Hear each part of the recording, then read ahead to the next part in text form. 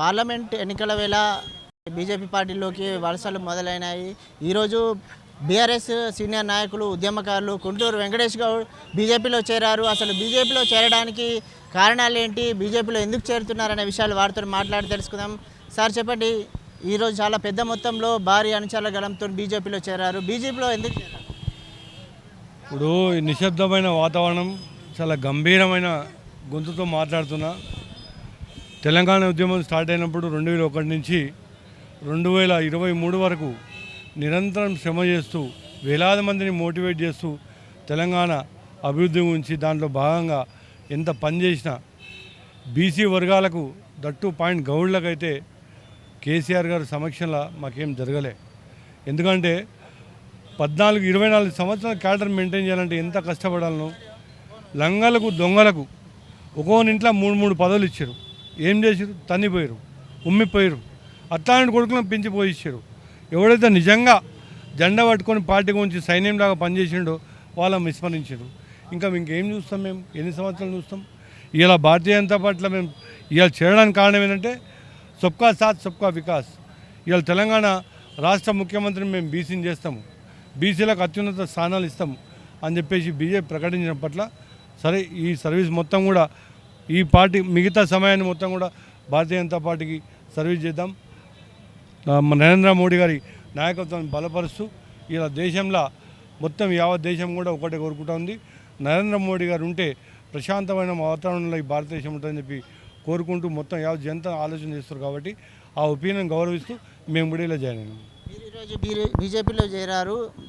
Malkajgiri parliament నుంచి ఉద్యమకారుడు, మీ ఉద్యమంలో కలిసి పనిచేసిన ఈటెల రాజేందర్ పోటీ చేస్తున్నారు. ఎలా ఉండబోతుందంటే? ఈటెల రాజేందర్ గారు, బూర నరసయ్య గారు ఇద్దరు కూడా తెలంగాణ ఉద్యమంలో చాలా కీలక పాత్ర పోయించారు. వాళ్ళిద్దరితో కలిసి పనిచేసిన దినాలు ఉన్నాయి. ఇద్దరు కూడా ఒక మచ్చలేని నాయకులు. 2 సీట్లు కూడా 2 లక్షల మెజార్టీతోటి గెలుస్తాయి. ఖచ్చితంగా గెలిపిస్తాం. మొత్తము నల్గొండలో భువనగిరి పార్లమెంటరీ మొత్తం ప్రజలు కూడా గ్రామాలలో యునానిమస్గా తీర్మానం చేసి బూర నరసయ్య గౌడ్ని గెలిపిస్తాం అని చెప్తా ఉన్నారు. మల్కాజ్గిరిలో ఇలా గుజరాత్లు కానీ, మావోడీలు కానీ, సిక్కులు కానీ ఎక్కువ ఉండే ప్రాంతం, అంటే నార్త్ ఇండియన్స్ ఎక్కువ ఉండే ప్రాంతం. వాళ్ళందరూ కూడా అవుట్ రైట్గా అంటూ ఉన్నారు. సివిలైజ్డ్ పర్సన్స్ ఎవరైతే ఉన్నారో, అంటే దేశం పట్ల, రాష్ట్రం పట్ల కొంత అవగాహన ఉన్న వాళ్ళు ఎవరైతే ఉన్నారో వాళ్ళందరూ కూడా 100% భారతీయ జనతా పార్టీని వాళ్ళు ఎంకరేజ్ చేస్తూ ఉన్నారు. వాళ్ళందరూ కూడా సపోర్ట్ చేస్తూ ఉన్నారు. 100% ఇక దాంట్లో డౌటే లేదు, క్వశ్చనే లేదు. ఎవడు గెలవాడు, భారతీయ జనతా పార్టీ గెలుస్తుంది 2 ప్లేస్లలో. ఉద్యమంలో తెలంగాణ కోసం చాలామంది ఉద్యమకారులు కష్టపడి పనిచేశారు. అయినా అలాంటి వాళ్ళకు ఎలాంటి పదవులు రాలేవు. మీతో పాటు ఇప్పుడు చాలామంది ఉద్యమకారులు, అలాంటి వాళ్ళకి మీరు ఏం చెప్పాలి?